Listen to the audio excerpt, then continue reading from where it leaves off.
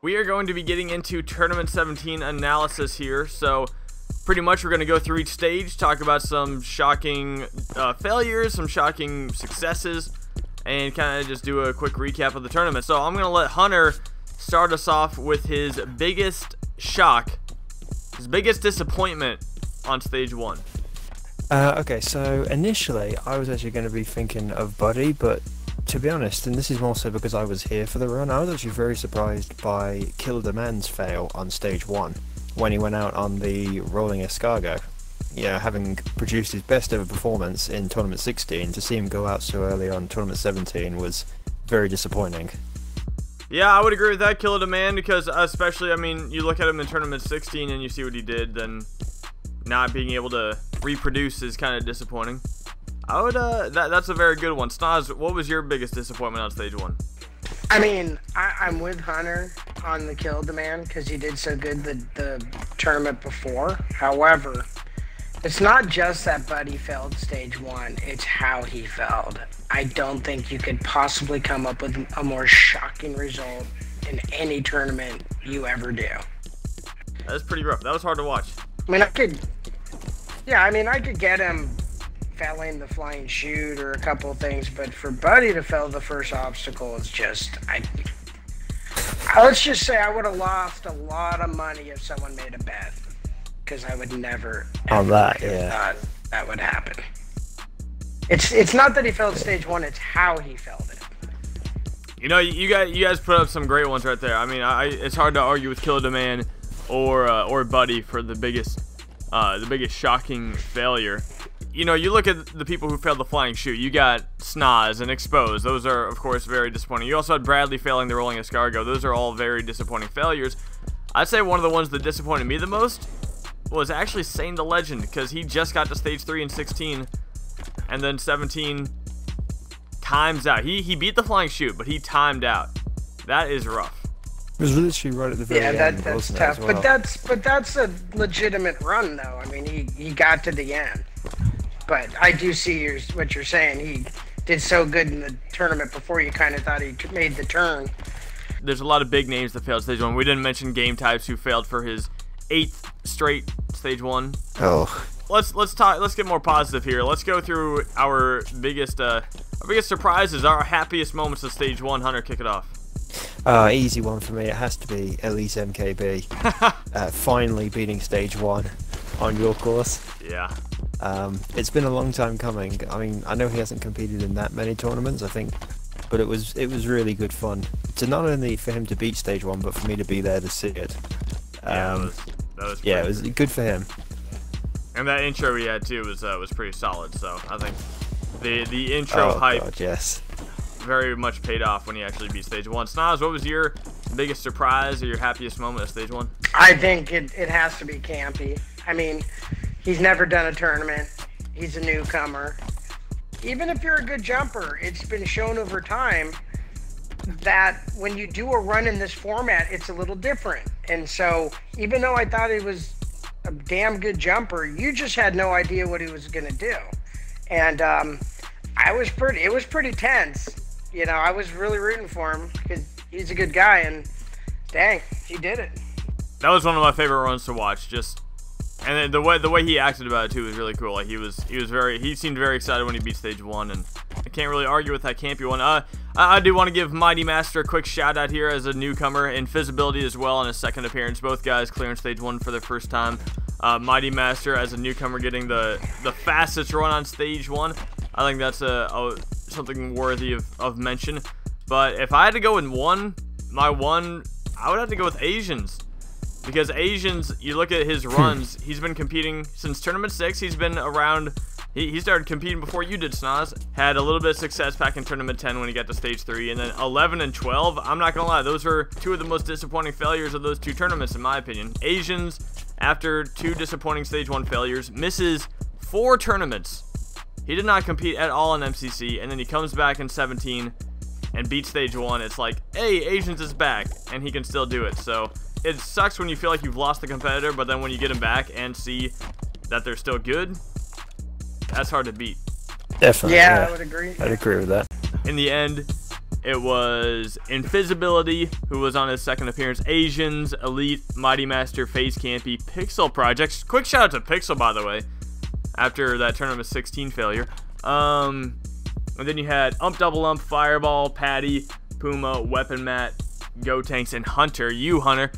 Now, what I would like to point out is that out of the last 10 competitors, the last 10, so obviously when these tournaments are organized, usually the 10, maybe not the 10 best, but, you know, you got your highest ranked people up there at the top 10. And in this case, 7 of those 10 clear stage 1. So now we will move on to stage 2. And those who took it on, Hunter, what was your biggest disappointment on stage 2? Biggest disappointment, and this, to be honest, was probably also my biggest disappointment for the whole tournament, was seeing Paddy go out on the spider walk, because coming into the tournament, I think a lot of us had predicted Paddy to potentially be like the first place finisher, based on how he'd been doing in his practice.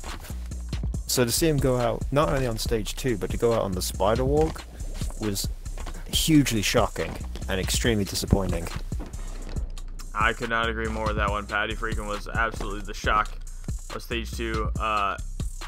Snaz, biggest disappointment? I mean, I'm probably going to agree, Patty. I think he has the ability to get to stage 4. And he almost did last tournament, so I was kind of expecting, I was looking forward to seeing his stage 3 run, so I would say it was my most disappointing, because I was really looking forward to his run and I didn't get to see it. Yeah, it's hard to say anything other than Patty freaking as the biggest disappointment. He absolutely was that.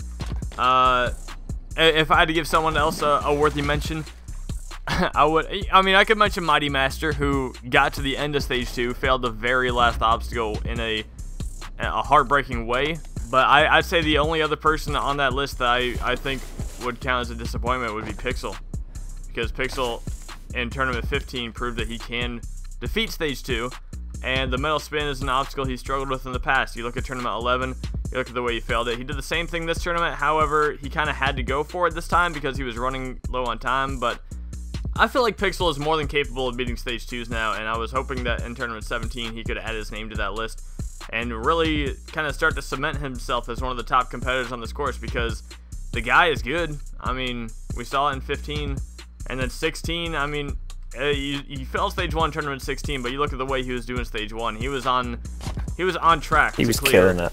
He was going to clear with the fastest time, most likely, and then he just made a simple mistake because he was going too fast. So I think Pixel, while it was a rough failure for him on the metal spin, I think it was a little disappointing, but I still think he can do better in the future. Hunter, let's go on back to our positive note. Your happiest moment, best surprise of stage 2?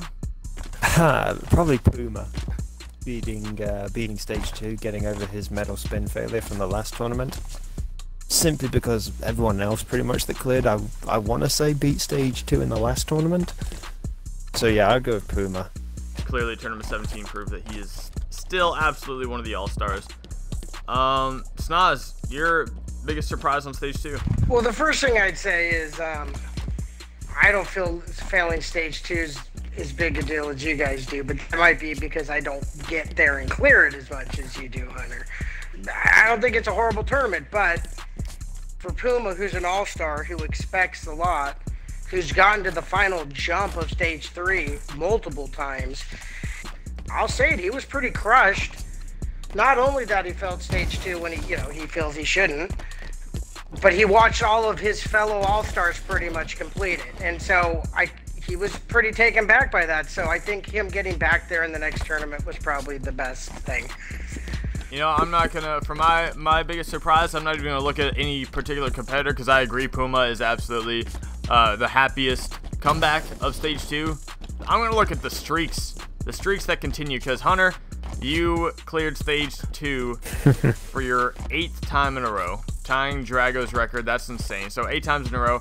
But I also got to give a quick nod to Gotenks here. Gotenks getting his 7th stage 2 clear. He's been there. Now the difference between you and Gotenks, of course, you got that one extra. You got 8 in a row. He doesn't have 7 in a row in terms of tournaments.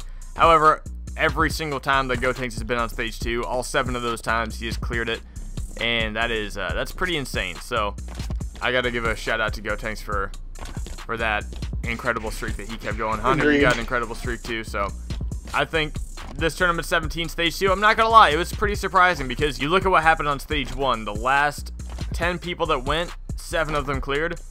You look at stage 2, the first 6 people all failed it, and then the last 7, 6 of them cleared. So you realize that those guys in that top 10, they are in that top 10 for a reason. And now we're gonna go to stage 3. Snoz, we'll start off with you. What was your biggest disappointment on stage 3? I think I'm going to go at it a different angle. I'm not going to pick anybody. I'm going to say my biggest disappointment was nobody cleared. Nobody. I would have liked to see somebody get to stage 4, and I thought with that level of players, I kind of thought based on how they've all been doing on stage 3 in the past, I kind of thought we'd get at least one. We got none. So that's probably my biggest disappointment, is I didn't get to see someone attempt stage 4. But you got, I mean, at the same point, it is a brand new game. It's the first ever stage 3 of Halo 5, so you gotta think there's a slight, maybe not too big of one, but a slight adjustment period that Tournament 17 kind of fell under, and that might have made a bit of a difference. Hunter, your biggest disappointment on stage 3?